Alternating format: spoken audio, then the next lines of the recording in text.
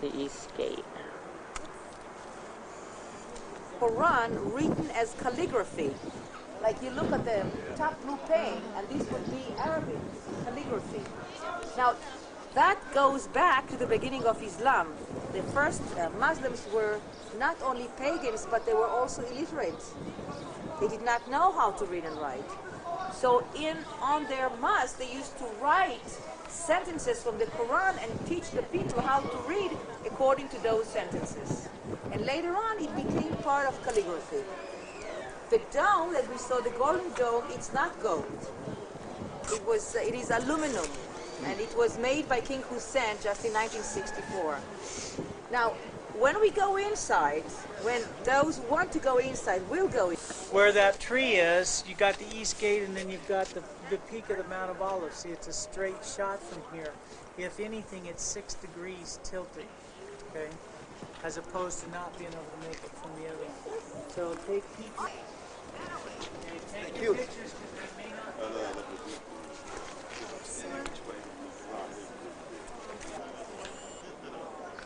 Hey, Keith, come here.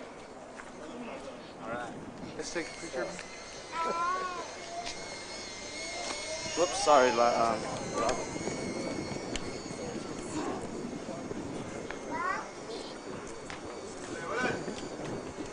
Indiana Jones and the Dome of the Spirits. You can't, only to that wall, not inside that wall. There's a wall. You can take them anywhere down there, but beyond this barrier in you can't. And only women can come this side and only men on that side. Yeah.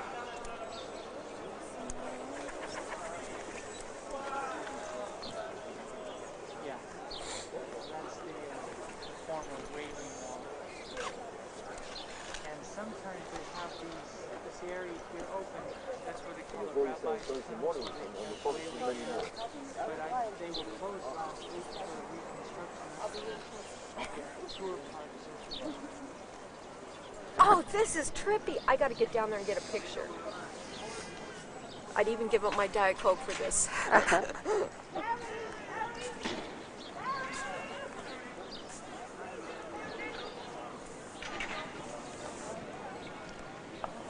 Just barely see.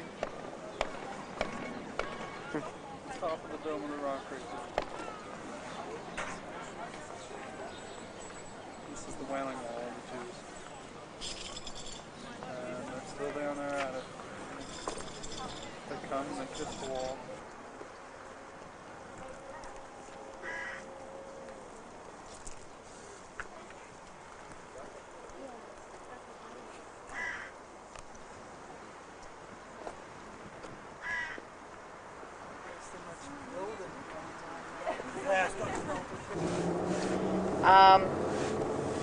Come to a point that David is going to stop and we're getting off the bus, and I suggest that before you take pictures, come with me to an observation point, and the shrouds, and then they put a talit, you know what a talit, a prayer shawl, right? And just before they put them in the ground, they take off the talit, and he's very on with the shrouds on, and they come in. Window. Jobs and everything else. Earth, and only 30 days later they put a stone. Just 2 minutes. So, see the little kids? Okay, ladies and gentlemen. One of the rabbis, right? We are standing on Mount Olives. We are looking down to the valley of Kidron. This would be the valley of Kidron. And the valley of Kidron connects here to the valley of Hinnom, or Gehenom. Gehenom means hell. Hellbound. Otherwise, the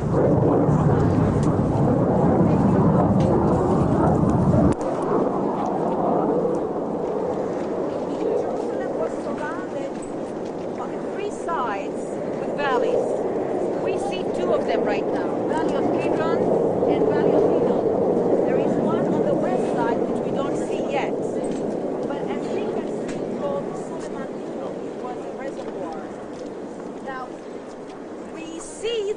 they surround the area, even an area that is not surrounded by a wall. Because Suleiman the Magnificent that built these walls neglected to include the city of David, which is below us, and Mount Zion, which is up the hill. He did not include them in the wall where Stephen was stoned. If we go all the way to the right, we see a beehive building. We saw it on the way to Mount Scopus. This is the new Hyatt Regency Hotel. Above it is a neighborhood called the French Hill. All that section that we see with a lot of new buildings was built after 1967 because before it was Crossed and then into the east gate, and then he would have went into the temple area, and there he taught, everything changed tables over, and then came back out, and it would be in this area or in this page where he cursed the fig tree, and they came back the next day and it was totally withered up. Then as we're studying on Wednesday nights in the book of John, we start at chapter 14. She mentioned the Blue Dome Church area where after Jesus had been betrayed, they took him to supposedly that area where they interrogated him, ripped his beard out, and kind of mutilated. Well, no, the scourging, well, they scourged him there too. But anyway, that would be there. So he was in a dinner. Then John chapter 16 and 17 could have easily taken place down in this Kidron Valley. He was on his way to the Garden of Gethsemane, where he ended up over there. So as we're reading that and studying that, you can kind of get a picture of how he and the disciples would either have gone from that area where the Blue Dome is, somewhere in there, and gone down through the temple, out the east gate to the Garden of Gethsemane, or they might have walked up through the Kidron Valley. And so when you talk about the vines, you talk about the places that are here before us. And you also remember that when Jesus was tempted of Satan in the wilderness, it says that Satan took him to the pinnacle of the temple. There's two interpretations of that. One would be this high ridge right here. See the very corner of the temple area, ground area, see what I'm saying? Right here where the tall wall is. Or it would have been literally on Herod's temple that Satan took him to the pinnacle of that. Either way, he said, throw yourself down. Don't you know that the angel will catch you like the word says? He said, thou shalt not tempt the Lord thy God. So it would have been in either that area or the literal temple. Satan would have taken him. Satan also took him to a high mountain. There are olive trees. He brought his disciples up here after the Last Supper. He had girded himself with the towel. He had washed their feet. He had spoken to them of the greatest in the kingdom is the servant of all, and that he washed their feet to give them an example that the servants are not greater than the master. You say, I am master, and so I am, but I have served you, I have washed your feet. And then he spoke about the greatest commandment of all, and that's to love one another, to love God more than anything, and to love our neighbors as ourselves. And in that is the fulfillment of the law. And they got up, you remember, they began to journey here. They sang hymns as they went here. And we want to maybe share and sing some of the songs of Hosanna, you know, the triumphal entry. And yet we know that within about a week of that triumphal entry, they had him hanging on a cross. They, the Romans, they, the leadership. And so here we are. Jesus came to the garden. And if you remember, he took the three disciples, James, Peter, and John, and separated himself from the other nine, or the other, actually 8, and Judas was out betraying Jesus at this time. And he took the 3, and you remember after he got the 3 into an area, it says that Jesus went a stone's throw away, and there fell down and began to agonize. And it says his agony was to the extreme as he sweat as if it were great drops of blood.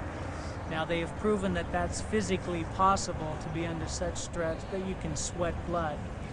But that night is the night that he gained the victory. Many of us talk about the cross being the victory, and it was indeed, because then the blood flowed.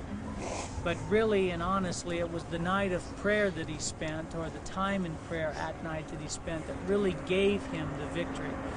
You remember the prayer was, Father, if this cup can pass from me, then let it be. But nevertheless, not my will be done, but thine.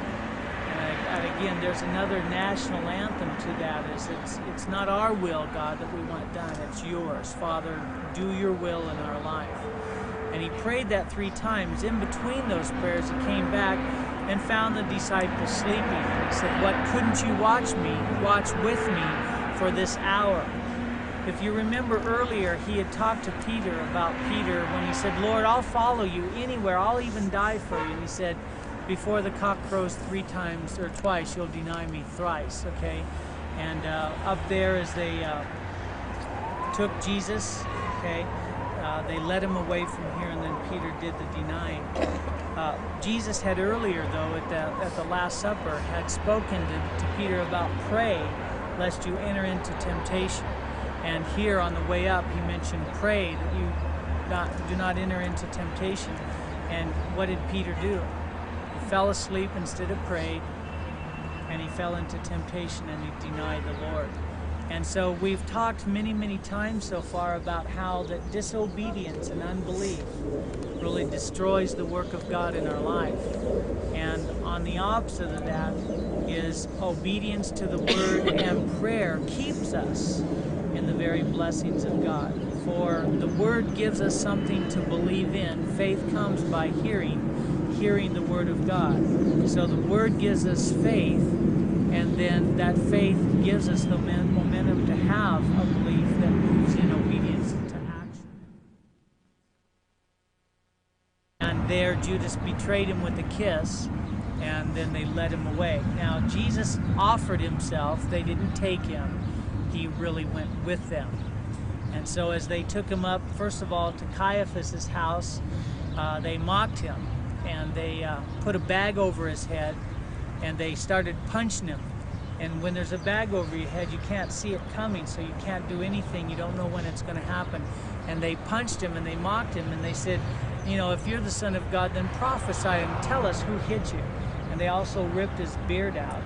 And having interrogated him, then they sent him off to Pilate's house, or the Antonian fortress, where many, many times, you remember, Pilate found him innocent, and yet every time he tried to give him back to the leadership, they were just giving him right back to Pilate. So we're going to deal with that part of it when we go to the Antonian fortress. But let's take some time to worship the Lord here and have some time of prayer. And then when we have the time of prayer, please be careful of this guy's guard.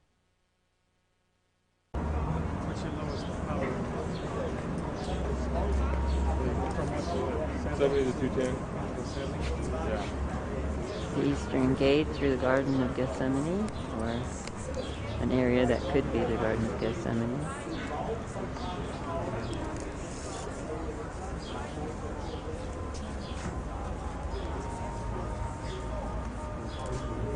Now, what makes it where these trees will be focused? The f-stop all the way. These are ancient olive I trees can't do that with mine, so I don't even know how to do that could have been around at the time of Jesus. that. Okay. 3000 BC the Canaanites was. David was 3000 years ago, and it keeps on going until the Second Temple period and even the Byzantine period. So we do see most of what we see here are remains of walls that were one on top of the other. There is also a wall that was built by Nehemiah and Ben Shaphan. Ben Shaphan was one of the great scholars of the community when they came back from the exile in Babylonia, and he helped Nehemiah to build the wall.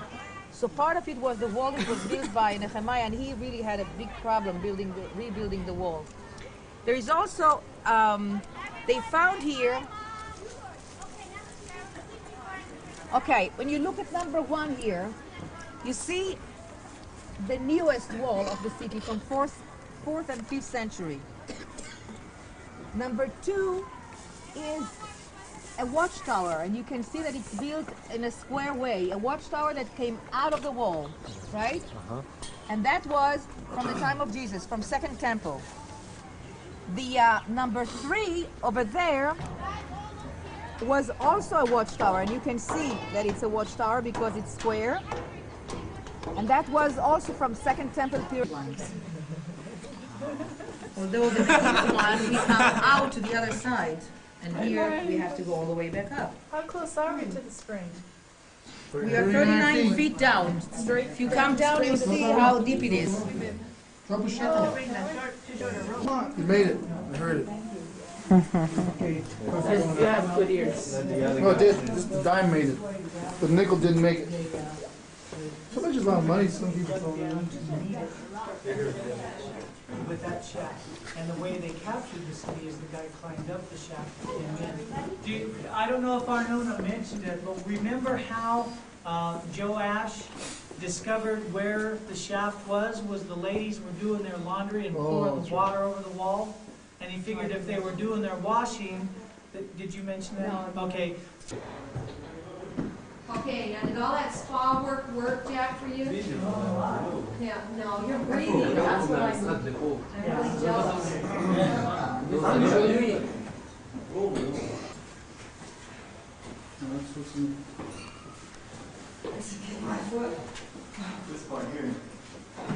Right down there, all the way to the drop off.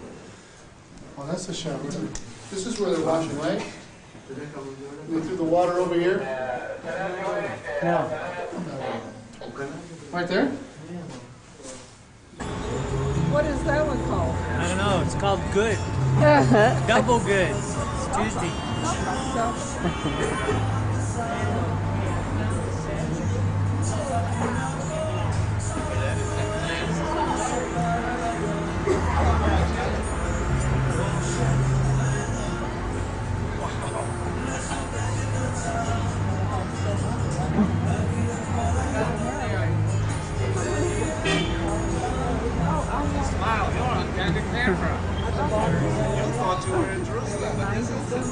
How was your lunch? It was wonderful.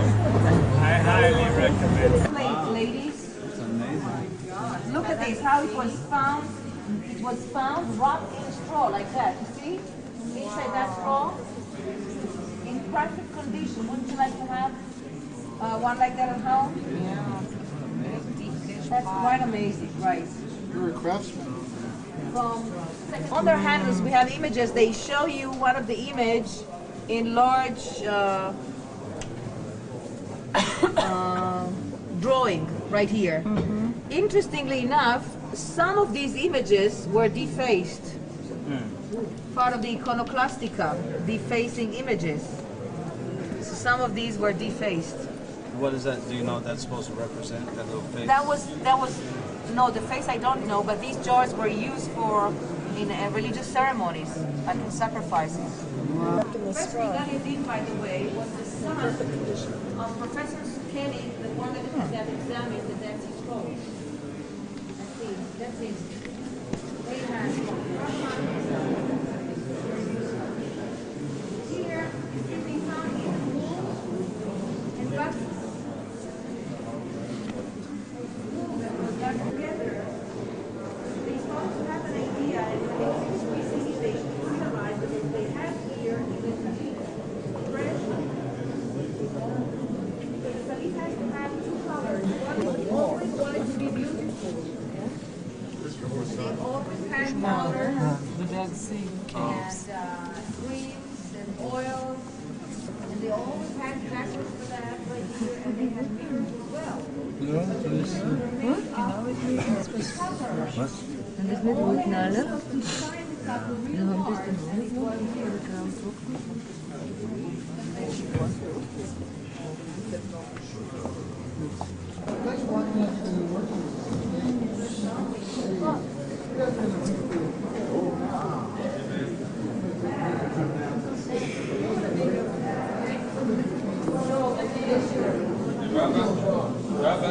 Look at their shovels.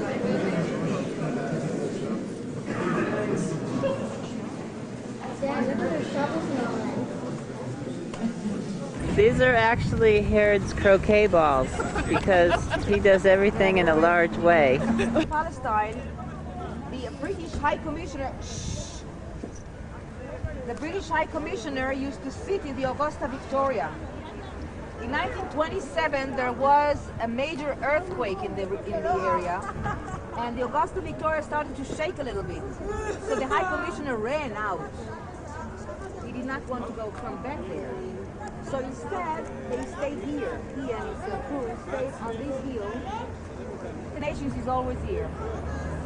That was one of the borders between Israel and Jordan. Right here, the hill that we see there. And when we get to the path, you see that there is like a memorial there, like a mashed upside down bell. Reddish, right. That's where the Jordanian post used to be. Okay. We can see now very clearly the Kidron Valley. Can you see the Kidron Valley? Okay. And from the Kidron Valley, you come up to Mount Olive. And you see the Church of Ascension, Augusta Victoria. And then you see Mount Scopus and the Tower of the Hebrew University on Mount Scopus, right? If we come from where we are standing, if we start going straight down the valley, there is a building, and just behind it there is a road. Can you see a road? The road is following the west side of the city of David. No? The city of David will be on the right of that road. You don't see the right road there. At the top of the valley? No. No. You go straight down the valley, just a minute. You go straight down the valley here, right? Straight down, you hit a building with like 3 sections. The church? No, right here below. Okay, there. Okay? Just behind it is a road coming up. To the right of that road is the city of David. As a matter of fact, that road could be the continuation of the Valley of the Cheesemaker. And you go, so you can see now the city of David very much like you saw it in the model, right? And then all the way at the bottom, like at the lowest point, is Gihon, is the water, right? And from the city of David, you climb up to Temple Mount. Very simple, right? You see it very clearly. You see the Ophel and the climb to Temple Mount. You see the wall along the Jewish quarter coming up, and then the wall ends, and we see Mount Zion, right? And the Church of Dormition. What else do you see?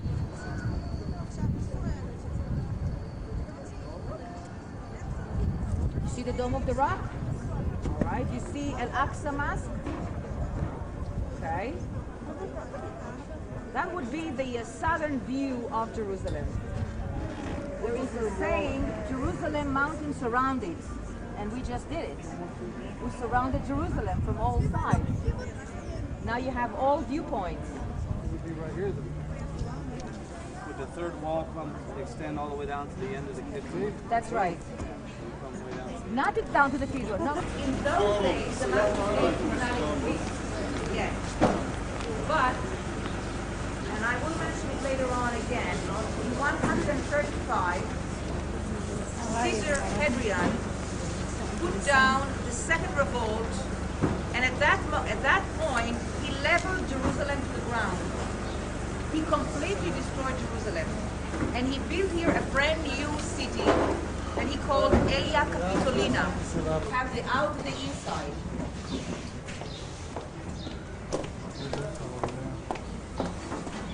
This is also the beginning of the Catholic Via Dolorosa. And I want to go down there, and hopefully there won't be a lot of people and spend some time there. And I would really appreciate it if there's not a whole lot of laughing and goofing around. It's not because it's a holy place, it's because it's a serious place.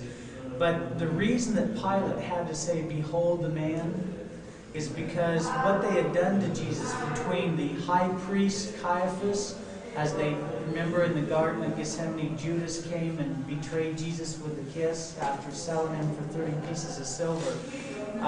The high priest took him to his quarters, and that is where they ripped his beard out. That is where they began to scourge him. That's where they began to mock him. and having their fill of it, then they knew that they had to take him to the Romans because they were bent on killing him. They were bent on his death. They had been for more than 6 months at least. And so because of the Roman dictatorship at that time, the Israelis didn't have the authority of capital punishment. That was taken away from them. And so when they took him to Pilate, they took him for one reason, and that was to get him sentenced to death. And so Pilate, if you remember, many times said that he could find nothing wrong with Jesus. And Pilate's wife even warned them that she had suffered many things at him in a dream that night. And Pilate was really betwixt two, because if he let Jesus go, then the Jewish people would have revolted and caused the Rome to come down on him. But if he just didn't really know what to do. And so he finally washed his hands of the whole situation. He brought out the basin, washed his hands, and he said, "This man has done nothing, henceforth I am innocent of his blood." And the crowds cried out and said, "Let his blood be upon us and our children." And so, as you remember, then Pilate did give him over to the Roman soldiers, and that we'll deal with downstairs. But the reason that he had to say, "Behold the man," was that they had beaten Jesus to the point where he could not be recognized as the same person that took him in. Now, if you want a little confirmation of that, Mary didn't recognize Jesus in the garden. The disciples didn't recognize Jesus on the road to Emmaus. And in the book of Revelation, you're going to hear them cry out, "Behold the Lamb," as if it had been slain. And so when you see Jesus come out of this place from the hands of the Romans, you will see a man that was so marred and so mutilated that he couldn't be recognized. And so from the garden, you remember we talked about how he prayed, and in that prayer he was victorious. He went to the cross, but before he got to the cross, he suffered much. And as we know, Isaiah 53 is that historical chapter, and we'll go through that downstairs. So let's begin to just think about some of the things, because the reason that he went through this is because he loves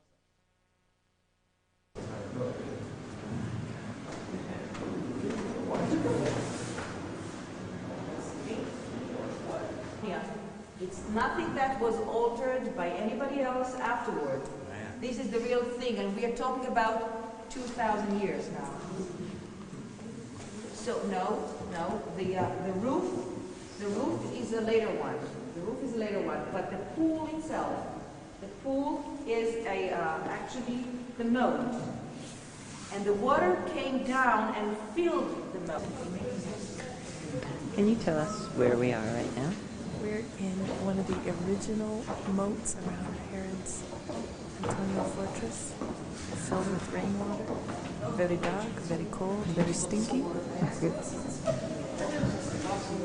Tada. We'll see them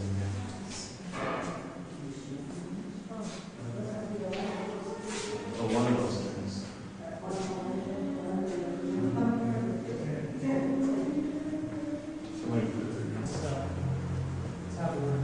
And the way scourging went is that when a criminal would confess a guilt, they would whip him or scourge him easier.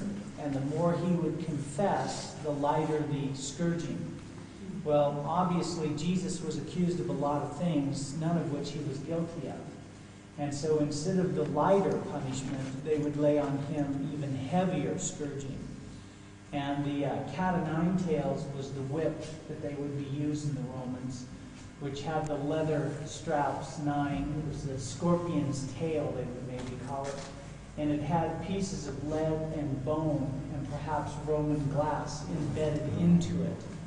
And as it would slash, it would cut out 1/2 inch to inch pieces of flesh, chunks of flesh. And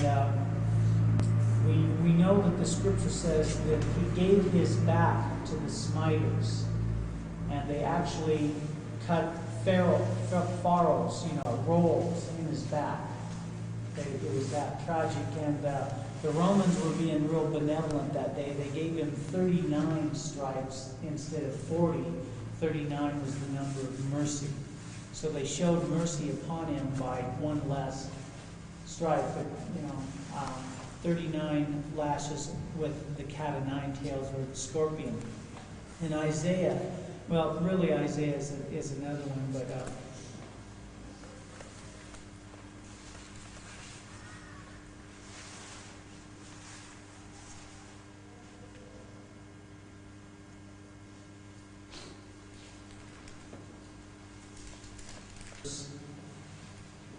it says, I gave my back to those who struck me, and my cheeks to those who plucked out the beard. I did not hide my face from the shame and the spitting. And therefore I gave my face like a flint, and I know that I will not be ashamed. And so here is the place where Jesus began to offer his body as a sacrifice. And I don't know what Richard's going to be doing in the garden, or Pedro, but you remember Isaiah says that he was smitten and stricken of God, and that our chastisement was laid upon him, and that for us he was bruised. And so the body was broken that the blood might flow. The body was broken that we might have healing, that we might have restoration. And you'll find that his body sanctifies our body, and that someday we will receive a new body. And that his offering of the blood sanctifies our conscience, that we can have a pure conscience before God. And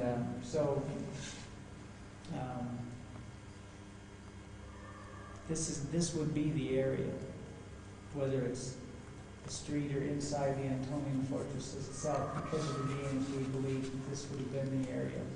And so I may think of some more words, but let's just have a quiet time here, okay? Father, we ask that you would speak to us now in Jesus' name. And they said, Hail, King of the Jews! And they struck him with their hands. And Pilate went out again and said to them, Behold, I am bringing him out to you, that you may know that I have found no fault in him. And then Jesus came out wearing the crown of thorns and the purple robe, and Pilate said, Behold the man. Therefore, when the chief priests and the officers saw him, they cried out, saying, Crucify him, crucify him. And Pilate said to them, You take him and crucify him, for I find no fault in him. And the Jews answered him, We have a law, and according to our law he ought to die, because he made himself the Son of God. And therefore Pilate heard that saying, he was more afraid, and went again into the praetorium, and said to Jesus, Where are you from? And Jesus gave him no answer. And then Pilate said to him, Are you not speaking to me? Do you not know that I have the power to crucify you and the power to release you? And Jesus answered and said, You could have no power at all against me, unless it had been given to you from above. Therefore the one who delivers me to you has the greater sin. From then on, Pilate sought to release him, but the Jews cried out, saying, If you let this man go, you are not Caesar's friend. Whoever makes himself a king speaks against Caesar. And then Pilate therefore heard that saying. He brought Jesus out and sat down in the judgment seat in the place that is called the Pavement. And it was the preparation day of the Passover, about the 6th hour. And he said to the Jews, Behold your king. But they cried out and said, Away with him, crucify him. And Pilate said, Shall I crucify your king? And the chief priests answered, We have no king but Caesar. And then he delivered him to them to be crucified. So they took Jesus and led him away. And he, bearing his cross, went out to a place called the Skull, which is in Hebrew Golgotha, where they crucified him and the two others with him, one on either side, and Jesus in the center. And now Pilate wrote a title and put it on the cross, and the writing was, Jesus of Nazareth, the King of the Jews. And we'll go ahead and deal with the rest of that. And shall see, and what they had not heard, they shall consider. Who has believed our report, and to whom has the arm of the Lord been revealed? For he shall grow up before him as a tender plant, and as a root out of dry ground. He has no form or comeliness. When we see him, there is no beauty, that we should desire him. He was despised and rejected of men, a man of sorrows and acquainted with grief. And we hid, as if it were our faces, from him. He was despised, and we did not esteem him. Surely he has borne our griefs and carried our sorrow. Yet we esteemed him stricken, smitten by God, and afflicted. But he was wounded for our transgressions. He was bruised for our iniquities. And the chastisement of our peace was upon him. And by his stripes we are healed. All we like sheep have gone astray. We have turned everyone to his own way, and the Lord laid on him the iniquity of us all. He was oppressed and he was afflicted, yet he opened not his mouth. He was led as a lamb to the slaughter, and as sheep before his shearers is silent, so he opened not his mouth. He was taken from prison and from judgment, and who will declare his generation? For he was cut off from the land of the living. For the transgressions of my people he was smitten. And they made his grave with the wicked, but with the rich at his death, because he had done no violence, nor was any deceit in his mouth. Yet it pleased the Lord to bruise him, and he was put to grief. When you make his soul an offering of sin, you shall see his seed, and he shall prolong his days, and the pleasure of the Lord shall prosper in his hand. He shall see the labor of the soul and be satisfied. By his knowledge my righteous servant shall justify many, for he shall bear their iniquity. Therefore I will divide him a portion with the great, and he shall divide the spoil with the strong. Because he poured out his soul unto death, he was numbered with the transgressors, yet he bore the sins of many, and made intercession for the transgressors.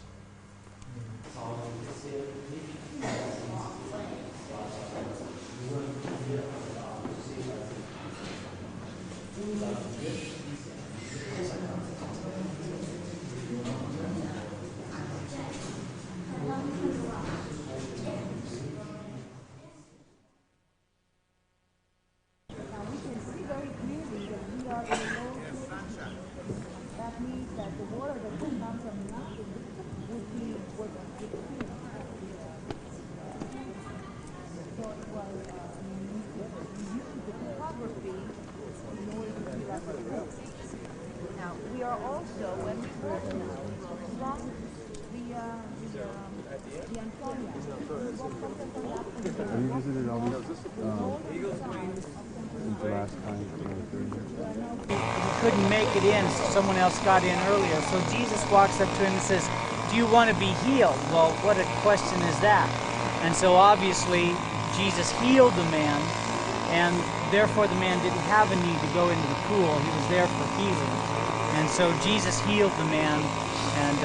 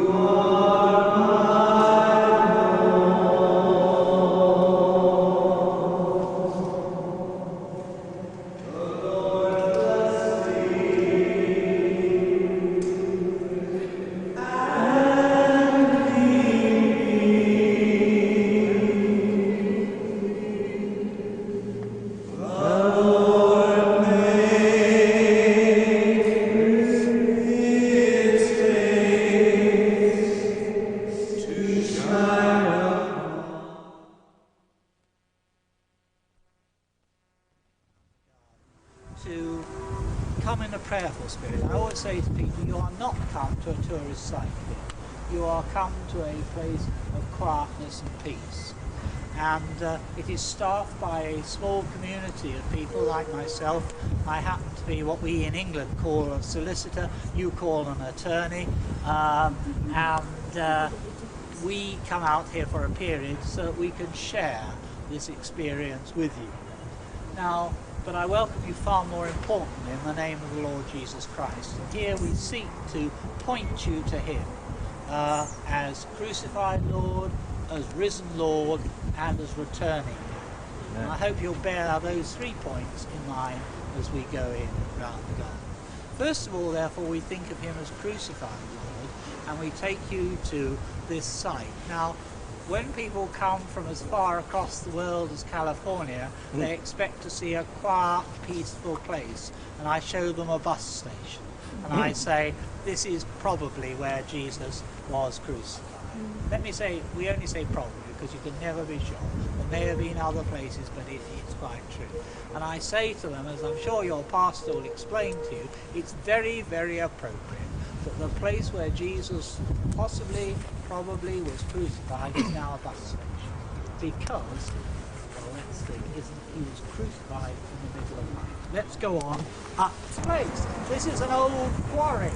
And it would have been a place of open land, and so people would have had their donkeys and their camels and their market stalls and all the rest of it. It was a place where people gathered. There was an awful lot of noise. It wasn't a place of peace. As you can see why I don't like to speak up here, because you have to speak again. But it does fit many of the descriptions in the Bible, how it was outside the city wall. Now that isn't the original city wall, of course. That was built 17th century, but it was way outside. There's a gate down there, the Damascus Gate, some of you may have seen, and know that that is the place where outside the city wall on the north side. And here is a hill. Now Jesus almost certainly was not crucified on a hill, but down here where the people were, because we read that he took part, they heard his words. The last thing I want to point to you is that many people look at that hill and they say, that's the place of a skull, because it looks like a skull. Well, that is why it was called that, but if you see there are 2 eye sockets, a nose and a mouth. Many people find that as a very helpful illustration. Now I think your pastor wants to read a few words to you, and he will do that, and then we'll move on down into the garden because we have another group following.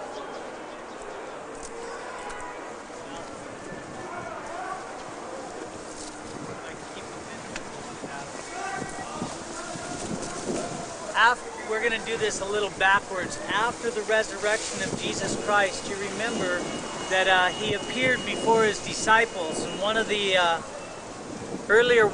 disciples, Thomas, the doubter, said, if I don't see the holes, the piercing of his hands and the hole in his side, I won't believe. And in the book of Isaiah, there's a scripture that speaks about an engraved invitation. And so we find that Jesus then appeared to the disciples after the resurrection and challenged Thomas. Because he said, if I don't see it, if I can't put my finger into the hole of his hand and my hand into his side, I won't believe. And so Jesus did resurrect after the 3rd day, and he called Thomas to him, and he said, Thomas, reach forth your hand and touch. Put your finger in my hand and put your hand in my side. And you remember the confession that Thomas made, my Lord and my God. And so what I would like to share, just they said that they took Jesus to the place of the skull, and there you find in the side of the wall, it is deteriorating. I've been here a few times, but you can still see how that would be called Golgotha, or the place of the skull, where they crucified him. And as they did, they pierced his hands and they pierced his feet. And one of the greatest things that we hear from him is saying, Father, forgive them, for they know not what they do. And then he cried out, Eli, Eli, lama sabachthani, my God, why have you forsaken me? as we have heard it shared on our tour so far, that when Jesus Christ took upon himself our sin, he was separated from the Father, for sin separates us from our God, and that is the time that he screamed out in agony as he was separated and became sin for us. Now, I can't take a long time here, but again, make sure you get your picture. But it's certainly made into there too. It isn't just an ordinary table just for the body. The second thing is it's quite a large one, so that shows that it would have been a wealthy man's tomb and a tomb for his family. The next thing you'll notice about it is that it is unfinished. Surprisingly, after 2,000 years, and surprisingly because we know when it was found there were bones in there from Crusader times. So it has been used, but it was never in its original state finished. The other interesting thing is you'll see that there's a plan and a place where the man of the family would have been placed is obliquely over on the left-hand side. In other words, as you look in the door across there. And that was obviously completed in a hurry. It wasn't quite long enough. Now, I don't want to make too much of that, obviously. We just don't know, do we? But it may be, we know Jesus was buried in a hurry, and it could have been. That's all I say. The next thing I'll say about it is that it has been a place of Christian worship for a very long time. The reasons for that are as follows. One, you'll see as you look in the tomb, on the wall at the back there is a red cross, and it's probably a Byzantine cross, and it has the letters Alpha and Omega. And you remember Jesus said, I am the Alpha and the Omega, the beginning and the end. We also think it was a place of Christian worship because you'll see as you look that there's a sort of ridge there that would have taken like a barrel roof. And the ground rock is flat. Now you'll have found there's not an awful lot of flat rock around, so it was obviously hollowed out at one time, and there's a depression just down in this corner, sort of heart-shaped depression, which is thought to be a baptistry, and there is a channel that would take the water away.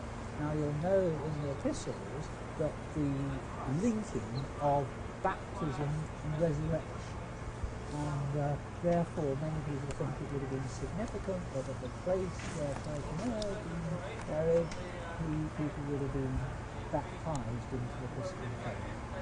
The other thing is that you'll see on the wall that there is a cross like that, an anchor cross. Now, it's very difficult to date any of these things. Some people will say that that may well be before the Constantine era. In other words, in the first 3 centuries of the Christian era, because there were certain symbols. The cross that we know, the simple Latin cross, was not used as universal symbol of Christianity until quite some time later. It was the cross, the anchor cross, and the fish. Now we'll have to go on down to the thing because now, those who are waiting to go in, can we perhaps form a queue to one side so that my colleague can bring his group down? Maybe if we queue this left-hand side, the other group comes down, we'll be able to come over here. Sounds as if you're nearly going in. Well, yes, I haven't finished. I know. Keep moving. Yeah, well, I am. I'm waiting for your group, Peter. Keep talking. Right, so if you come on in here, let me just explain. There is the stone that would have been put in there when it was finished and opened. The tomb, when it was found, was much more open, used as the end of a tomb. And there you can see the runnel from a rolling stone. So it would have been a tomb that fits the Bible story. So I'm afraid I've got to finish you now because I've got to go. We've got all the groups coming together. But the important thing about this tomb is, of course, it's an empty tomb. And that here we celebrate that Jesus is risen from the dead.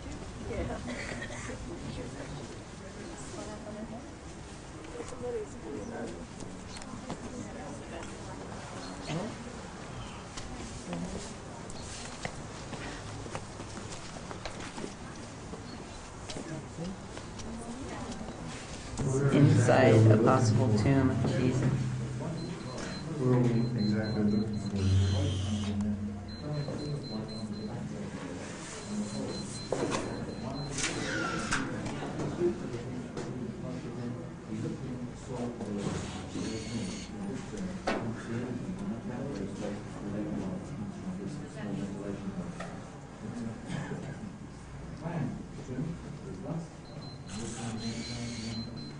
This is a rolling stone that would have been placed in front of the tomb. This is the track in which the stone would have been rolled in front of the tomb. Somewhere there in Jeremiah's grottos where he wept because he knew Babylon was coming. He knew for years. And so they believe that they took and hid the ark there. And when Jesus died on the cross, his blood was shed and it dripped down through the rocks and sprinkled the mercy seat. Now that's a pretty interesting story if that would have happened. But I mean, then you would have gotten the full circle of typology from Abraham sacrificing Isaac, and then it says that God will provide for himself a sacrifice. So, you know, that's one of the things I said, well, you know, maybe not, but it would sure be an interesting thing. Awesome. That would be typically the way God would work, you know, is to sprinkle that ark. And because it does say in the book of Hebrews that the blood sprinkled the ark. I was trying to find is in Isaiah 49, verse 16. And in Isaiah 49, verse 16, it says, "See, I have inscribed you on the palms of my hands." And so there's songs and there's other statements about a written invitation that God has literally inscribed us on the palms of his hand, and that is where the nail pierced. Now, don't get thrown off if they say that the nail pierced here in the wrist area for the bone support. That doesn't have a contradiction. That's no problem at all. Is that he was pierced, and there indeed was that engraved invitation. Now you remember Jesus said, "Come unto me that are heavy laden, and learn of me. Take on you my yoke. And my yoke is easy, and my burden is light." And so that invitation to come to God. Then, before Richard does communion, let me just read some of the account of this area, since we're not in a hurry now.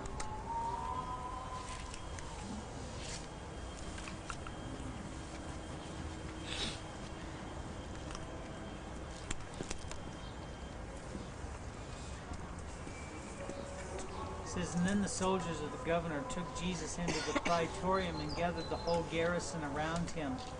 And they stripped him and put a scarlet robe on him. And when they had twisted a crown of thorns, they put it on his head, and a reed in his right hand. And they bowed the knee before him and mocked him, saying, 'Hail, King of the Jews!' And then they spit on him and took the reed and struck him on the head. And when they had mocked him, they took the robe off, put on his own clothes, and led him away to be crucified." Now you think about that. They were doing that to God in the flesh. And you talk about the patience and the mercy of God. They were spitting on him. They were beating on him. They had pierced his head with a crown of thorns. They had ripped his beard out. They had mutilated him. And yet he took it as the lamb being led to the slaughter. And now as they came out, they found a man of Cyrene, Simon by name, and they compelled him to bear Jesus' cross. And when they had come to a place called Golgotha, that is to say, the place of skull, they gave him sour wine mingled with gall to drink, but when he tasted it, he would not drink. What that was a sedative. And when he realized by taste what it was, he refused it, because it says that the Lord laid upon him the iniquity of us all. And Jesus would refuse a sedative that would dull the pain, for he died and experienced the extent and the full wrath of God. Now also remember that this was not the wrath of man only, but this was the wrath of God giving his only begotten Son, the Son of his love, that we might escape from the wrath of God and be forgiven. And so Jesus refused that sedative that he might experience the fullness of the wrath of God. And First John says that he is our propitiation. It is he that paid the price that God required, which was the blood of the firstborn. And then they crucified him and divided his garments, casting lots, that it might be fulfilled which was spoken by the prophet. They divided my garments amongst them, and my clothing they cast lots. Sitting down, they kept watch over him, and they put over his head the accusation written against him. This is Jesus, the King of the Jews. And then 2 robbers were crucified with him, one on the right hand and the other on the left. And those who passed by blasphemed him. You remember the road.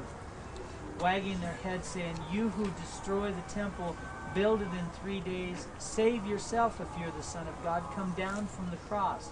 And likewise the chief priests also, mocking with the scribes and the elders, said, "He saved others, himself he cannot save. If he is the King of Israel, let him now come down from the cross, and we will believe him." Yet you remember that if he had come down, he couldn't save others if he would have saved himself. And yet it says in Zechariah that there will come a day that they that pierced him will look upon him, they will gaze upon him, and there will be the weeping and the wailing as in the days of Josiah in the valley of Jehoshaphat. He saved others, he himself cannot save. If he is the King of Israel, let him now come down from the cross, and we will believe him. He trusted in God. Let him deliver him now if he will have him. For he said, "I am the Son of God." Even the robbers were crucified with him, reviled him with the same. And now from the 6th hour until the 9th hour there was darkness over the land. And about the 9th hour Jesus cried out with a loud voice, "Eli, Eli, lama sabachthani," that is to say, my God, why have you forsaken me?" And a very, very impressive point there is that Jesus refused to speak. Jesus refused to be mocked in drawing him into a dialogue. And yet when he took upon himself the sins of the world, then he cried out in that separation.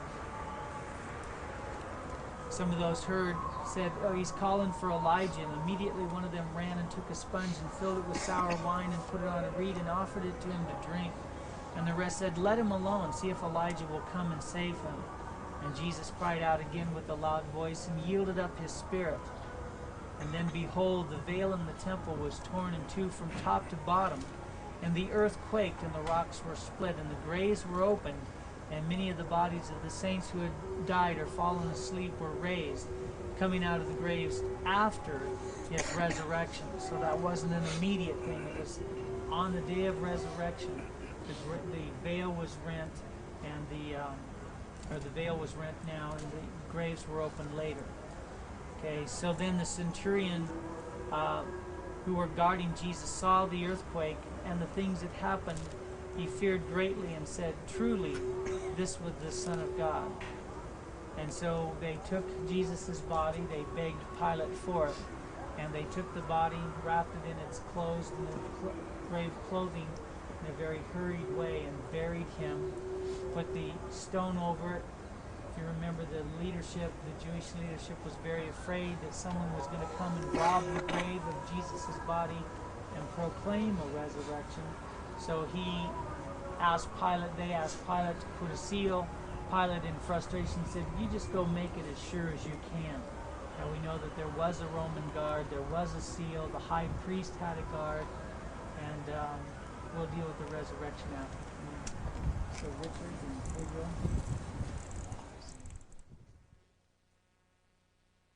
It's Heidi's frozen yogurt. Isn't it frozen yogurt in the States? No, that's a different brand.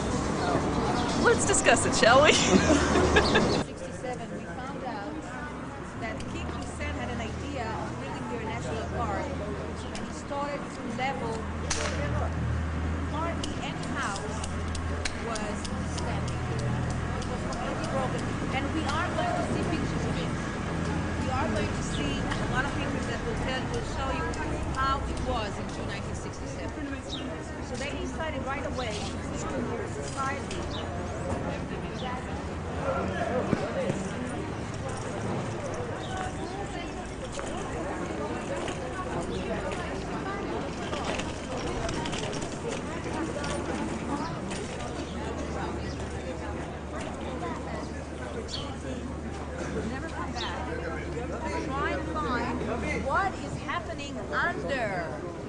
underneath us.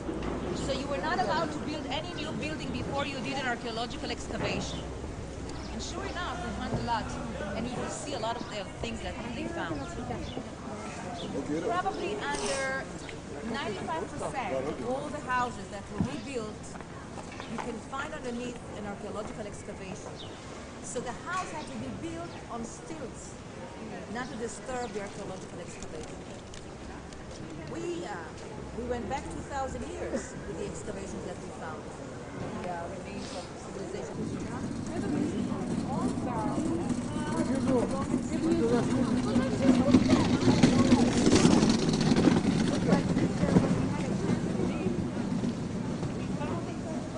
From the capital top to the walls, because we did find these holes, like 2x4 holes, right?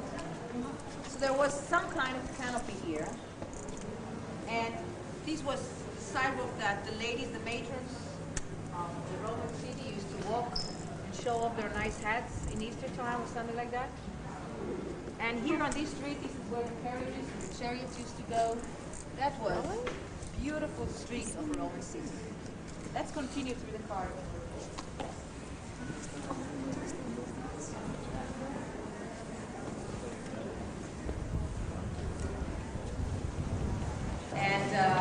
Rome ceased to be the capital of the new empire. It was, from that time on, it was Byzant then became Constantinople.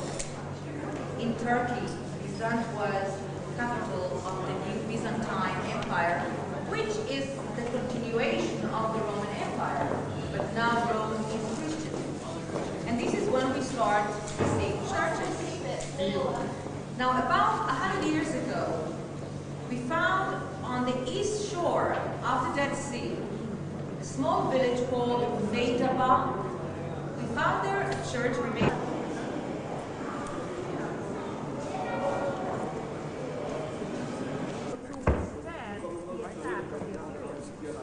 Unfortunately, later on, when the Babylonians came, they already used battering rams, and they were able to shatter right through the walls, get inside, conquer Jerusalem, and burn, destroy Solomon's temple. So this is probably maybe one of the only places in the world that people actually live in an archaeological site. You probably have heard. We'll get there are questions that I can't answer, but it will happen. And when it does happen, then there will be things going on in the temple. Special ceremonies, special rituals, as occurred in the time of the first and the second temple. And all these rituals have to have instruments and vessels to accomplish what has to be accomplished. And that's what we see in the cases here. Now, this is the only presentation that we hope when you come back to Israel, the famous saying says, next year in Jerusalem, right? Next year or the year after, that you won't come and see this again in the Temple Institute, that these vessels will be removed from a display case. They're not intended to be in a display case. They're intended to be in use on the temple. And that they will be in use on the temple, and you will be able to tell your children and your grandchildren, one day I saw them here in this back alley of Jerusalem. I saw the vessels made from gold, made from silver, that are now in use on the temple. Okay, now let's start to explain them. Are there any questions before we start?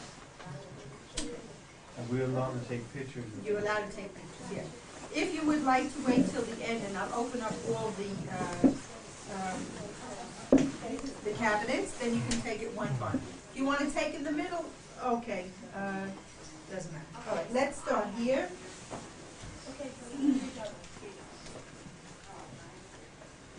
This one was explained in the film. It is to collect the blood of the largest sacrifice, the bullock. It is, many of the details on how to construct it are actually told us. It's not a secret. It must be made from silver. Gold is not better. This one has to be made from silver.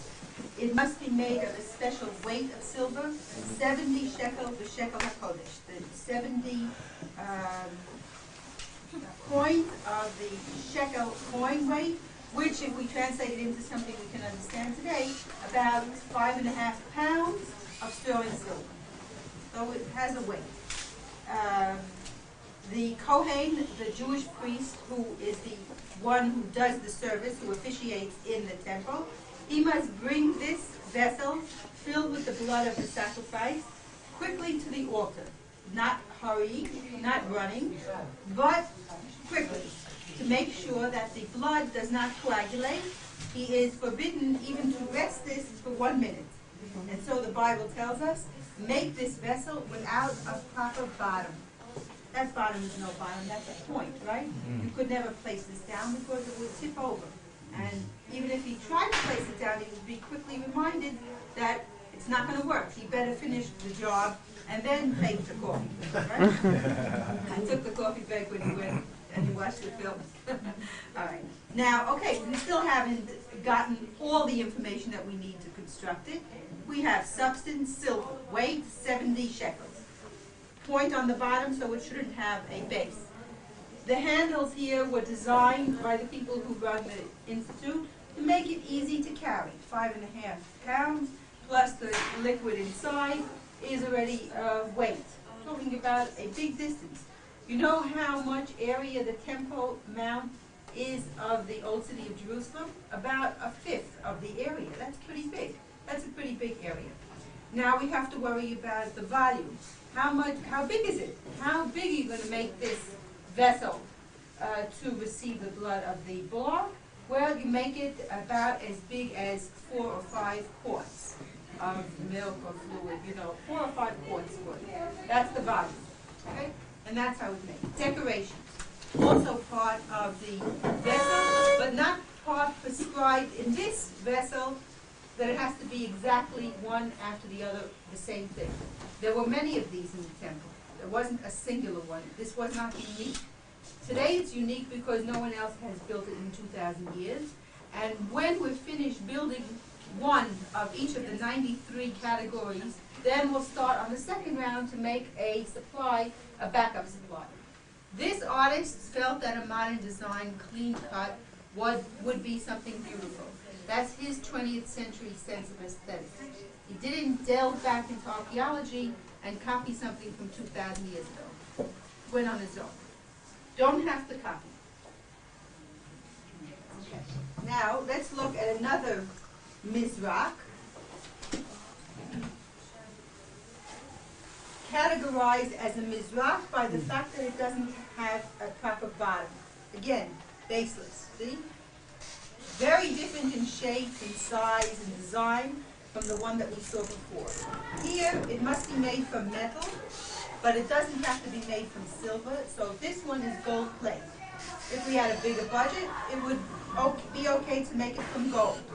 This one, even if we had a huge budget, forget about it. You cannot make it from gold, only from silver, because that's the way it says in the Bible, make it from 70 shekel of silver. This one is smaller. This is not intended for the largest of the animal sacrifices, but for the Paschal lamb, for the Passover lamb. Lamb is smaller than a bullock, right? So the volume here is proportionally less. What about this handle? Different from the one you saw before. It's different intentionally, because on the eve of Passover, all the Jewish families came to Jerusalem. It was one of the 3 pilgrimage festivals, and every family was commanded to come to Jerusalem and offer a sacrifice. Talking about hundreds of thousands of families, thousands and thousands of sacrifices. In a short number of hours, 5 or 6 hours of the day, everything had to be accomplished.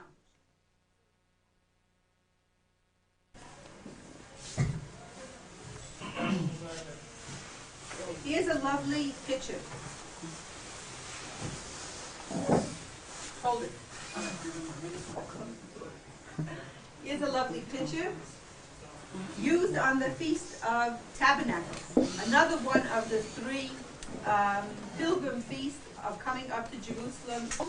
And the whole congregation would leave the temple area and go down the hill of the city of David to the water spring. the Mayan HaShiloach. And there they would put this pitcher with the chains down into the water and bring up a sample to the temple, going up again in a beautiful parade till they came to the temple. They would pour this sample of water in this cup that would be standing on the altar. And that ceremony is called the water libation. And of course, after that would be the prayers for water. Every day in the year, including the Festival of Tabernacles, there would be another cup similar to that standing on the altar, and that would be used for the wine libation. And we know how to make this vessel, but we're holding off on the wine libation until we make at least one of all the others. You see, we have about 50, so we have about 43 left to go, and then we'll start on double.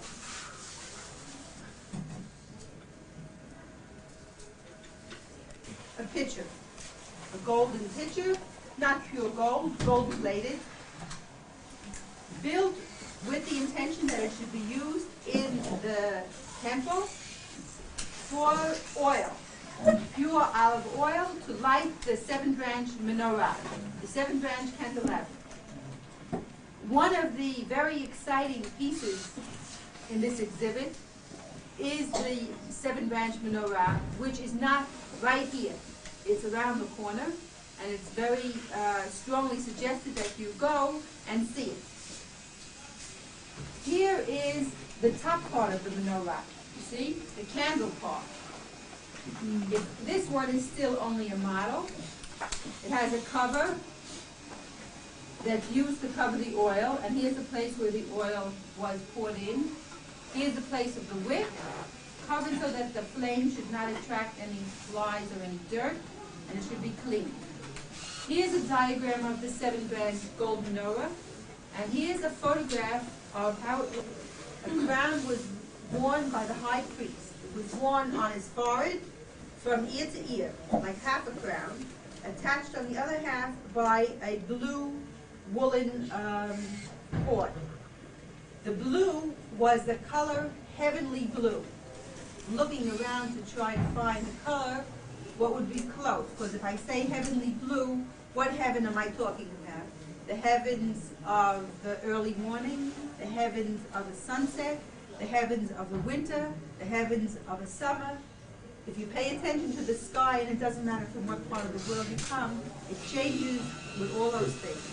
So God gave us a clue of how to get the correct color by telling us that we can get the dye from a sea creature. And the color is kind of like the blue on your jacket. No, your jacket. The blue, yes. Kind of like that. You'll see it in the room to the right. It comes from a sea creature called, in Hebrew, Achila zone.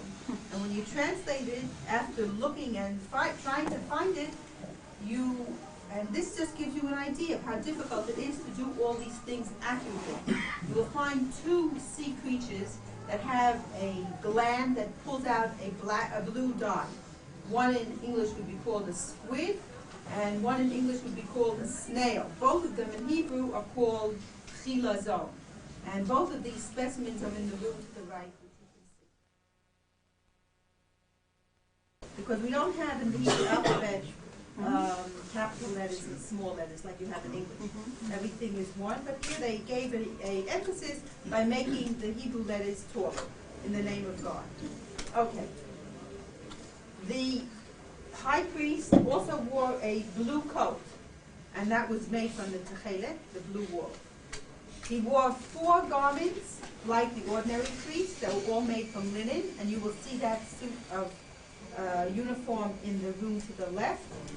And he wore an additional 4 garments, of which the crown was one, the blue woolen coat was another, the breastplate with the 12 jewels, one for each of the 12 tribes, was another, and a special apron with all the fancy colors in a special weave that he wore as well. On the Day of Atonement, the high priest had to do all the service that was done on a regular day by a team of Kohanim, 15 Kohanim, On the Day of Atonement, the high priest did everything himself. One of the ceremonies that he did was called the ballot. The ballot. And the ballot was to open this box. Inside there were two identical ballots, and the ballots gave instructions what was to be the fate of two goats that stood in front of him. And here he still doesn't know what the instructions are. Hold it just a second. They look exactly alike, right? He opens up the golden lid here, and he finds what the instruction is. This one in the left-hand side goes to the Judean desert and gets thrown off the cliff with the symbolically the sins of Israel on his head. In English, we would call this what? Scapegoat. Scapegoat, right? The scapegoat. That's the scapegoat. And this one would go into the temple and be offered as a sacrifice in the temple. Two goats. Okay. Open both of them up.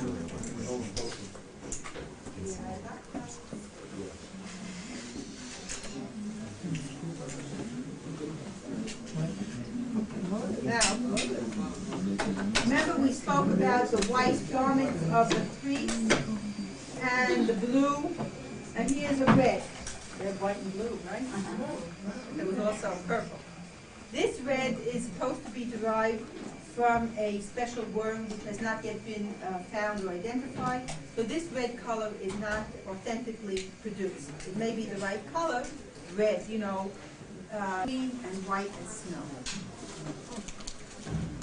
Okay. Anybody still need pounds? Each one measured like a chemist or a druggist would measure very accurately their amount according to weight. When it was mixed together and burnt on the hot coals, the smell, the fragrance was beautiful. It was a fragrance that permeated the whole temple and all Jerusalem. And the women in those days didn't wear any perfume, because no perfume would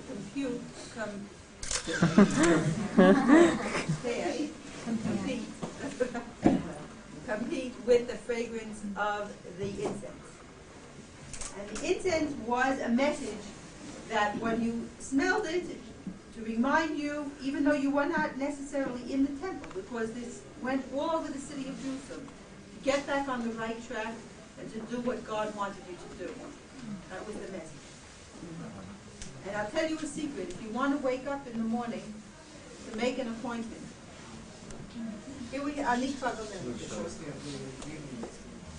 What? Oh, okay. Mazel tov. Thank you. Yeah, mazel tov.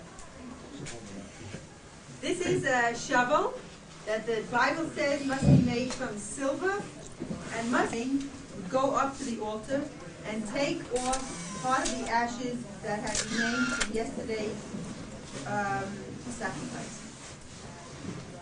He would put the ashes at the base of the altar, and miraculously they would disappear. After a short while, they would disappear. All the rest of the ashes were wheeled off in a wheelbarrow that you will see has been constructed in the room to the right. Now the shovel is sturdier than the one that we saw with silver. On the contrary, this just has to be made from metal. Because God knows that if it's made from gold or silver, the purpose being to bring in the hot coals to the incense altar, that the shovel would quickly go out of commission. It would melt away. It would get spoiled. It would sag. It would look a mess from the hot coals.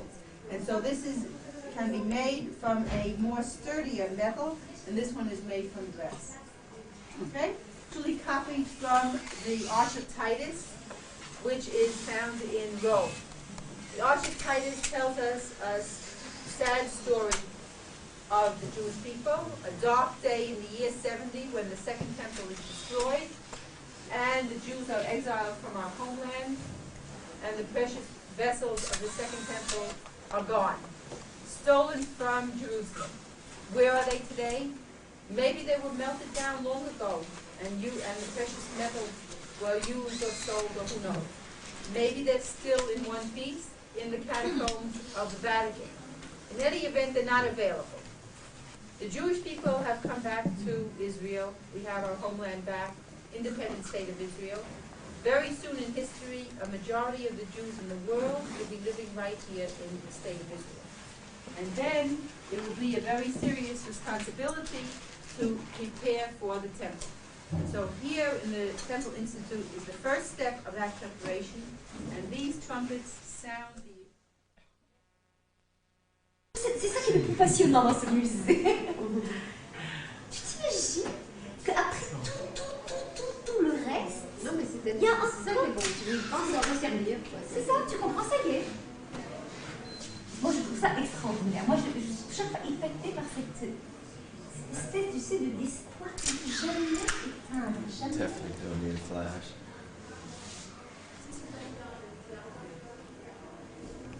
Alors que Tourette, c'est l'encens. Ce sont des trucs d'encens. Elle va venir un petit peu plus loin. Tout ça, comme ça, pour nous, c'est extraordinaire. Alors, ils ont offert à Gabriel, d'ailleurs, pour sa bar mitzvah, une photo avec des tu vois, et alors il y avait écrit, comment ça s'appelle, tous les matins, il faisait le tour du temple, ses livres, pour voir si tout était en ordre, et il disait, avant de commencer le service, il commençait, il disait, le pays, c'est mort,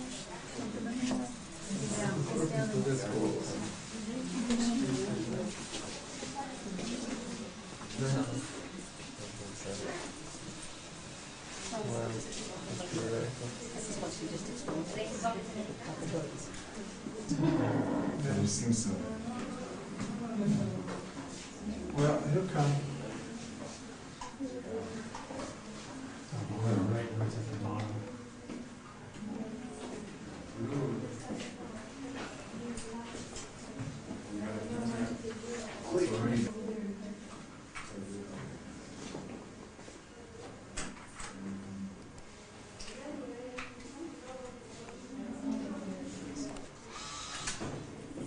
Very important.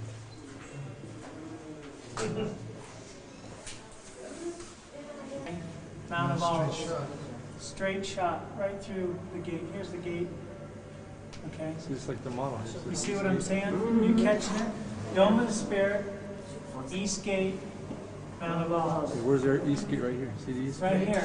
Okay, great. Let's go to the... Okay, move right along. Yeah. The golden altar and the showbread. Let's start with the menorah. In front of the menorah there were 3 steps. These 3 steps were in front of the menorah because when the high priest pours the oil in the menorah, he may not put his hand over his head, because on his head he has the name of God, the full name of God. You are not allowed to put your hand over the name of God. Therefore, they made the 3 steps so he can pour the oil like this and not like this. The menorah is made of 1 chunk of gold.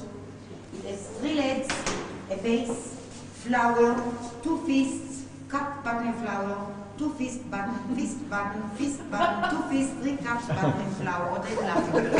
And the menorah, the light of the menorah turns inside. The lights go to the inside. 6 and 6 wide. So we have many explanations to it. The one that I like very much is that the menorah represents the 7 days of creation. When we live by the Sabbath, your holy day, whichever it is yours, whichever is mine, and it's always 3 days before the holy day and 3 days after the holy day, when we take the spiritual being from that holy day, that spiritual day. Therefore, the 3 faces and... Why do some have 9? They don't have 9. This is not a menorah. I'll explain. The menorah is 7. This didn't work all the time. They were divided to 24 shifts. And every shift worked a certain time, and on the Sabbath, on the 7th day, they would change shifts. And that's when it was eaten. But not that what was baked yesterday, it was baked on Friday. The one from last week would be eaten, but it was not bread. Now many people say that it was fresh, big deal it was fresh. It was not bread, you have to understand it was matzah. Why was it matzah? Because bread, you have to put yeast. Yeast rises. It shows of proudness, and then God wants you to be humble. So therefore, it's not leavened. This bread wasn't leavened. And in the Holy of Holies, what did we have in the Holy of Holies? The then everybody's looking for the ark, right? You know, including Indiana Jones. So, what was it? It was the cherubim and the carver, and it had 3 arks in it. It was gold, Wood and gold, one inside the other. Gold, wood, and gold. Teaching you that your inside should be like your outside. The gold in and the gold out. And in the third one were the 10 tablets. The 2 tablets, the 10 commandments. Next to it was a jar of the manna, a jar of the ointment that they will anoint the priest with, and the rod of Aaron, Aaron's rod. Remember the story with Aaron's rod that flourished? That was kept inside. Only in the first temple. The second temple did not have any ark in it. And do you want to know where the ark is? Do you want me to show you? Yeah. Come, I'll show you.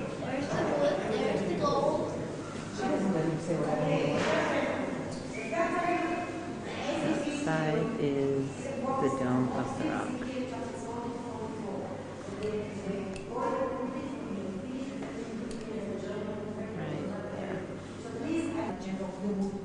You know, all the chambers I send you the video guide. He does not call it by names, he calls it by size. The chamber of the 100, the chamber of the 50, and the chamber of the 20. He calls it a size and not really, not call it, not a function. But what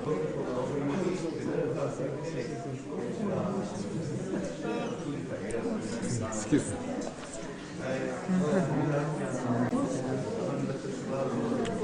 Idea. Okay, our Nona will be down in a minute or right now, and then she'll share and go through all this with us.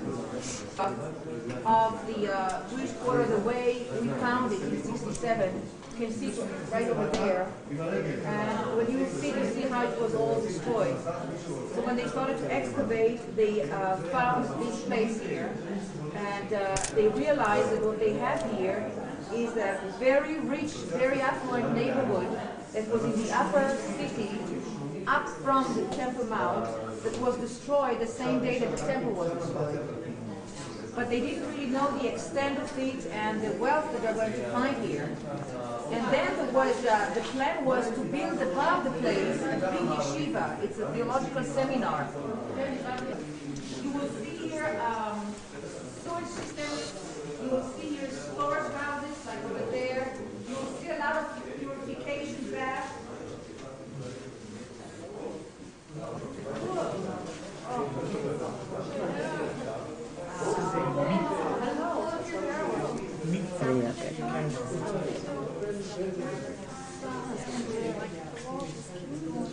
They actually didn't, they went over how the place was found.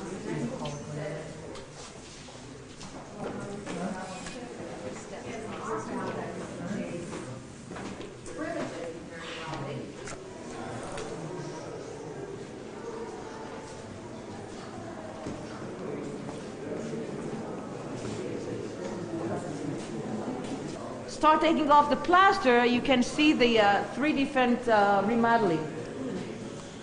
She liked to remodel a lot. Does that mean that there's nothing to do under the sun? That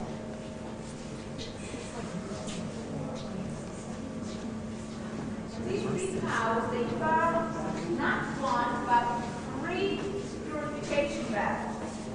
3 mikvahs. Because priests live here. The high priest, somebody the high priest live here. He had to use the mikvah very often. On the right is called Kalia. Kalia.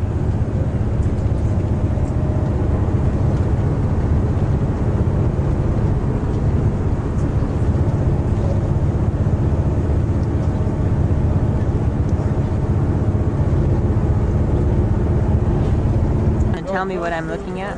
2 holes in a rock wall. And? Where the Dead Sea Scrolls were found. Ah. Qumran. And what was on the Dead Sea Scrolls? The oldest known copies of the Old Testament, including the entire book of Isaiah, proving that it was one entire book rather than 3 separate authors. Hey, let's go. Oh my gosh, there really are some pretty flowers.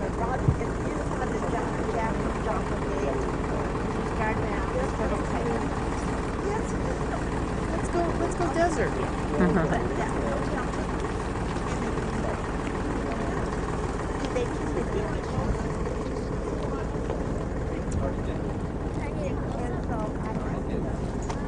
Can I get a picture of something?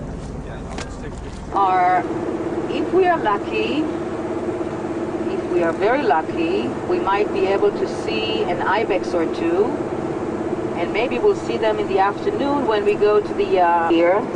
Very pretty. And they live in the Ein Gedi oasis. They are protected.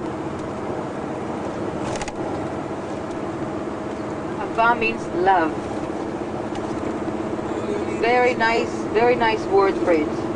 Look at the flowers.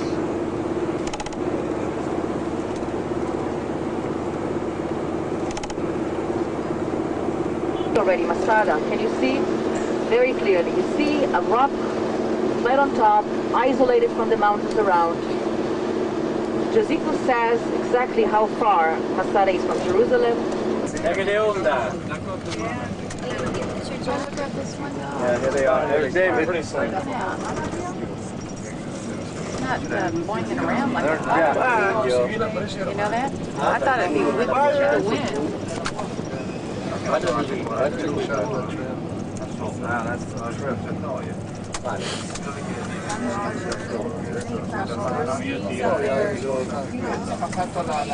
There's a lot of shadows. There's Dave. Dave! There's Jack.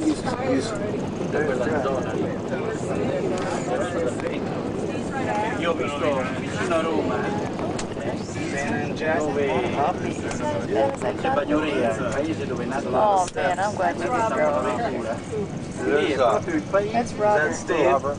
Lavorato. That's Rob. Steve. Anybody, you can Yeah, we can see all of them. Oh, good. Steve's in the lead. And Rob, he's up there, right over here. Up there already? Yeah. There's Steve. He's not Steve. They say his your upper thigh muscles. Guarda che l'hai già pagata. That was me. Yeah, don't rock the boat. This is the big. That was me. Wow, I weigh 230 pounds. Wow, look at that. You ride this baby by yourself. Blowing around. Hey, hello.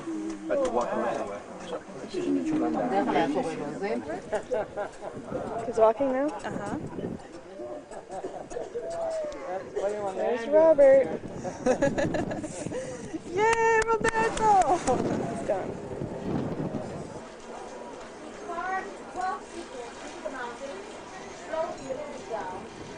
Plaster them real well. And how was it? Comparison with the we are about sea level now. Because the elevation of Masada is about 1,200 feet. So we are about sea level now. Although it is a natural fortress, he built a wall all around the top of the mountain. We can see the wall. You see how it's coming? All around Masada. And he built it in double. These were storage houses that Herod stored food and ammunition. But he made holes in the ground, very large, huge covered jars, almost to the rim.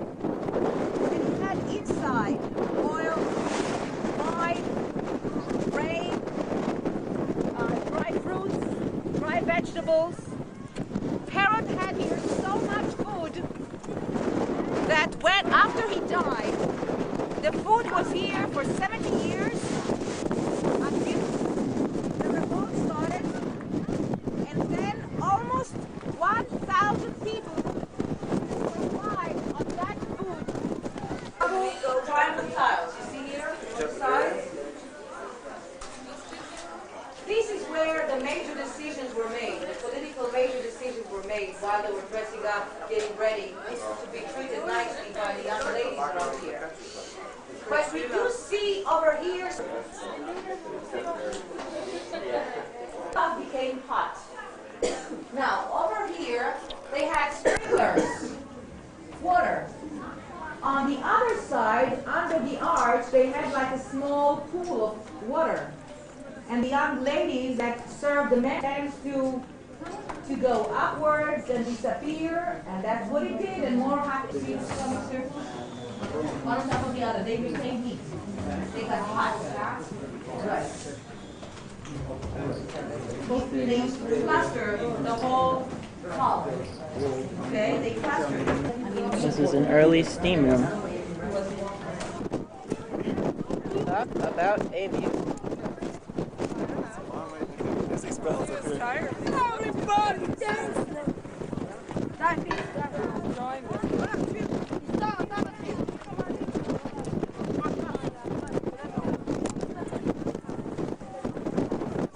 Notice the wrist grabbing the railing.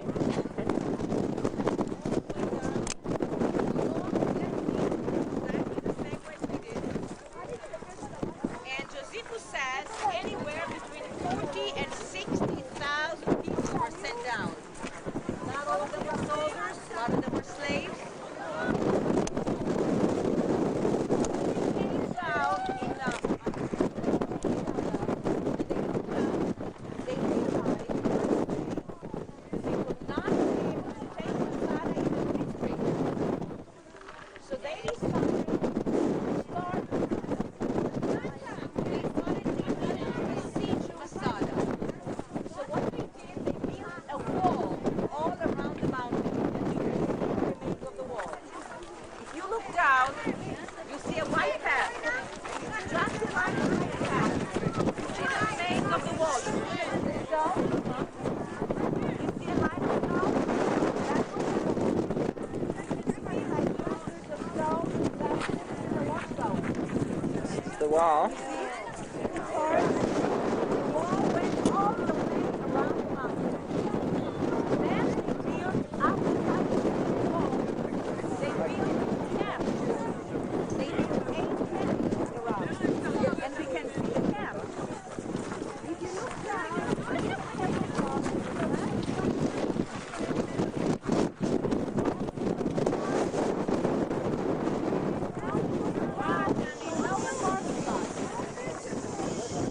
Like letters inside, but it's the camp, Roman camp.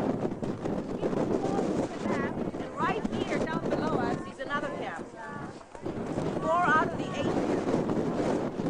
The Romans stuck it here for 3 years. That is a long time.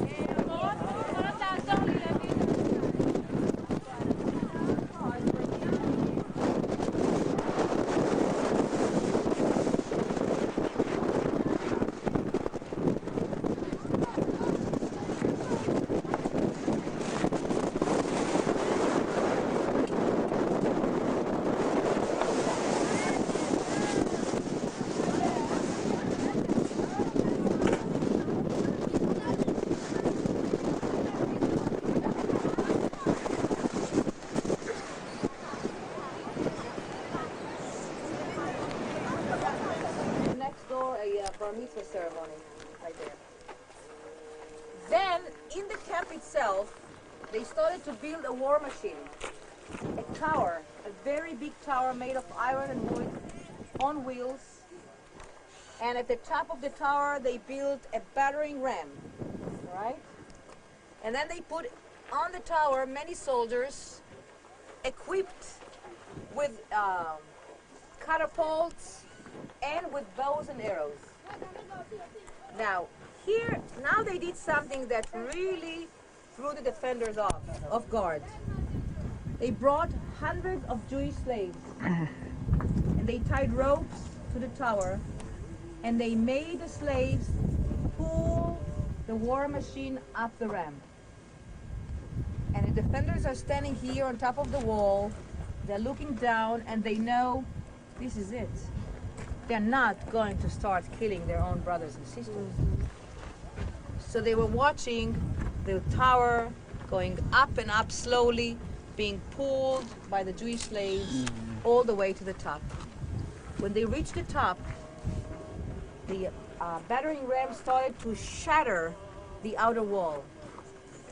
Then the commander of the defenders was El-Azar. He gave an order to fill the inside of the gate with some material.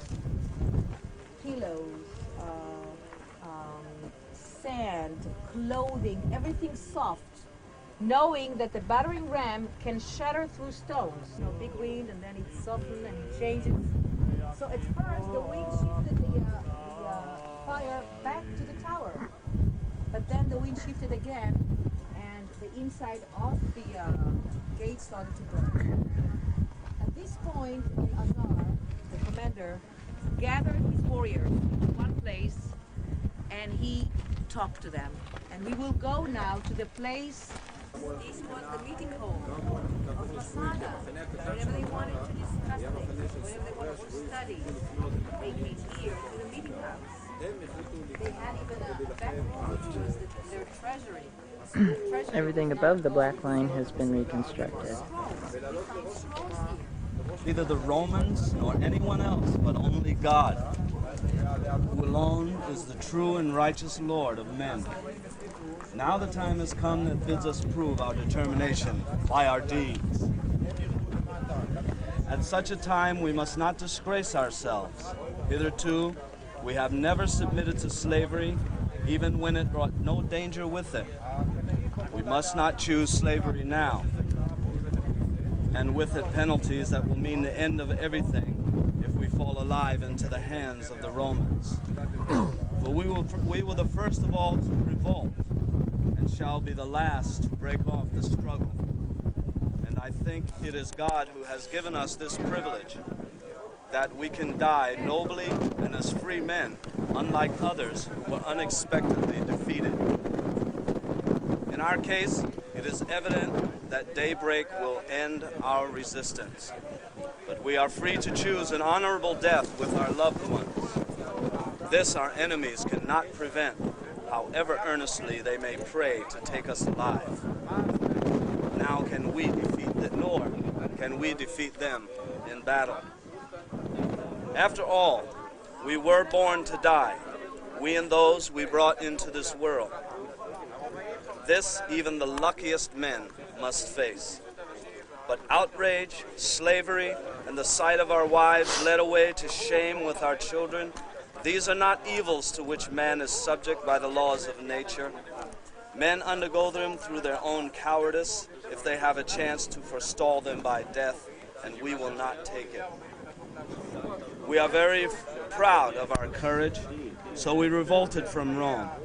Now, in the final stages, they have offered to spare our lives, and we have turned the offer down. Is anyone too blind to see how furious they will be if they take us alive? Pity the young bodies who are strong enough to survive prolonged torture. Pity the not so young whose old frames would break under such ill usage. A man will see his wife violently carried away. He will hear the voice of his child crying, "Daddy," when his own hands are fettered. Come, while our hands are free and can hold a sword, let them do a noble service. Let us die unenslaved by our enemies and leave this world as free men in company with our wives and children. Thank you very much. And here would be a cistern where the slaves would bring water for the bathroom.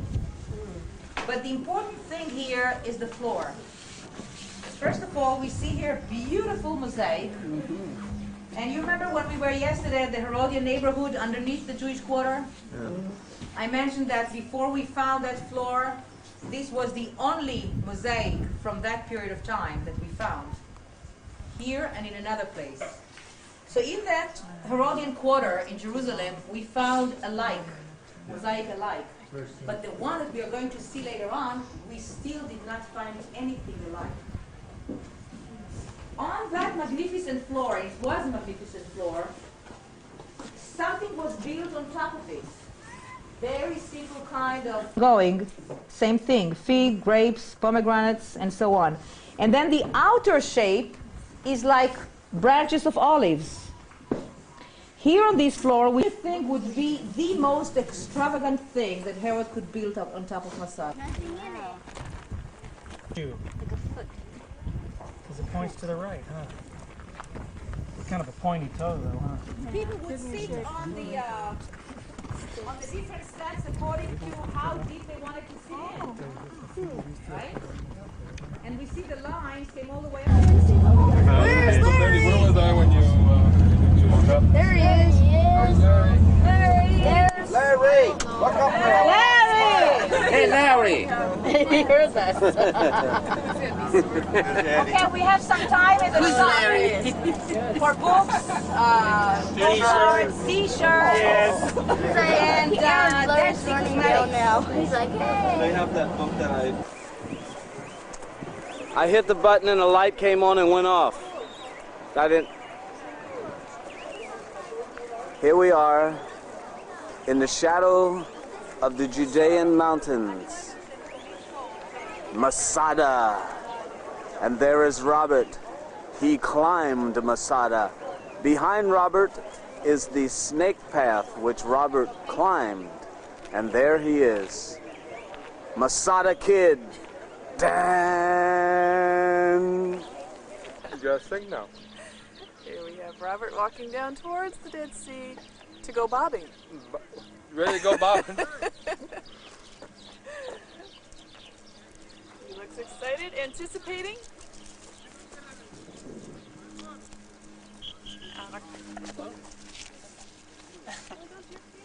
Okay, and on our right we have the barbed wire that grows naturally in Israel. Get a little close up here. This must be slightly domesticated because it hasn't run rampant yet or anything. You'll see that the barbed wire goes all the way down to the Dead Sea.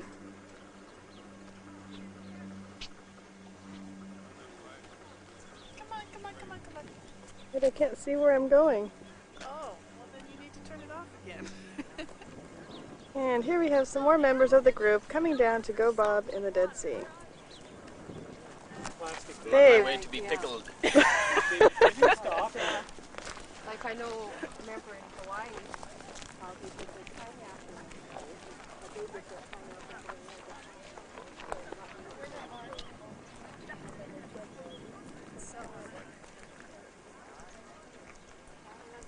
Behind us, the Judean mountains. I'm getting spring somewhere up there in the hills. Did you go in? Okay, Robert is entering the Dead Sea. Looking. Is it cold? Really?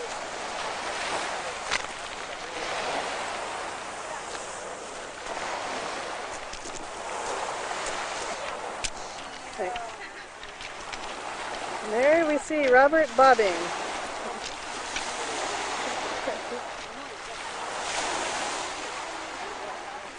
Or you could say Bob is bobbing.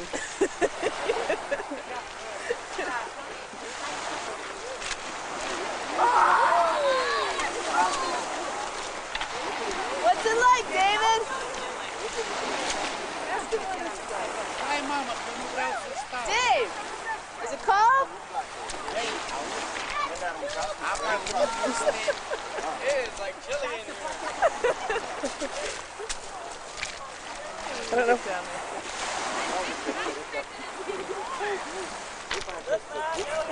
No hands, no feet.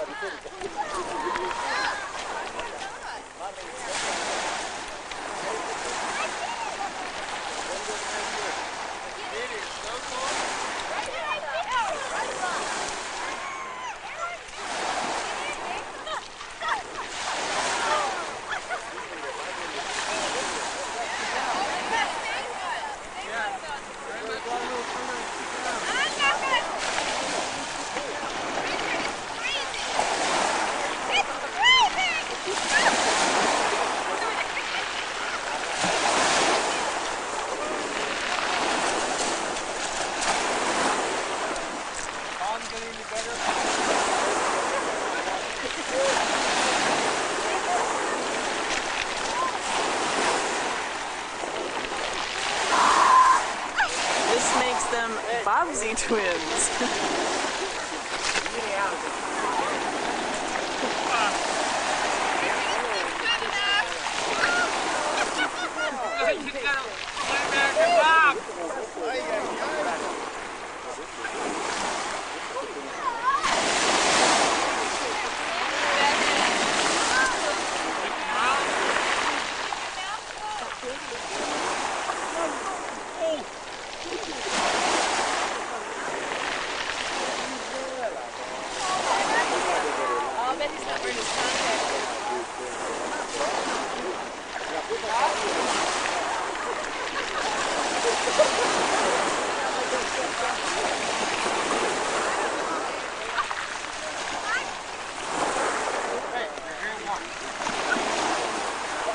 It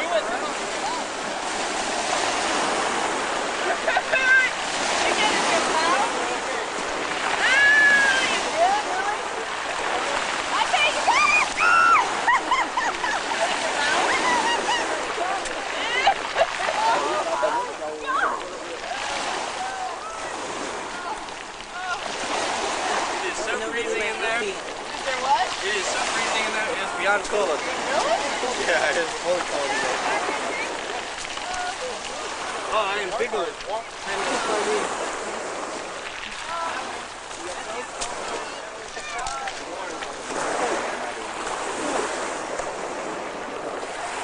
Steve, can you describe the experience? Huh? Can you describe the experience for us? Well, I'd rather run up Masada again. Saul had returned from following the Philistines, and it was told him, saying, "Take note, David is in the wilderness of En-Gedi." And then Saul took 3,000 chosen men from all of Israel and went to seek David and his men on the rocks of the wild goats. And so he came to the sheepfolds by the road where there was a cave, and Saul went in to attend to his needs, and David and his men were staying in the recesses of the cave. So there was somewhere in the road area, there was a cave, and as we travel through here, you'll see all the different caves. So this is the valley, this is En-Gedi, and so Saul and 3,000 of his troops were chasing around looking for David. David had gone into a cave deep inside. Saul went in to attend to his needs, and I'll just paraphrase it. You remember that what David was encouraged by some of his men to kill Saul, and David didn't, but instead he cut off the skirt of part of his skirt. And then even then, though, David's heart convicted him, or the Spirit convicted his heart and said he shouldn't do such a thing. So Saul left the cave, and David came out later when there was a valley between them, and they had that conversation where David showed him the piece of his skirt, showed Saul, and had the conversation, David trying to prove his integrity to King Saul, and then Saul finally repenting, a very short time of repentance and griefs, saying that David was a man of greater integrity than Saul was, and he confessed that he knew that God was going to put David into the kingship of the kingdom, and asked David to spare his sons when he took over. And you remember the relationship with Jonathan, and I think it's yeah, the lame. And so David honored his word. But again, you're looking, this is definitely a wilderness, this is definitely En-Gedi. And so as we travel through this, and you're going to be physically climbing the same areas of David and his troop, and Saul and his troopers, 3,000 of them. You can imagine the noise and the ruckus going around here and stuff. So again, we're in a very good location. Now there are all you can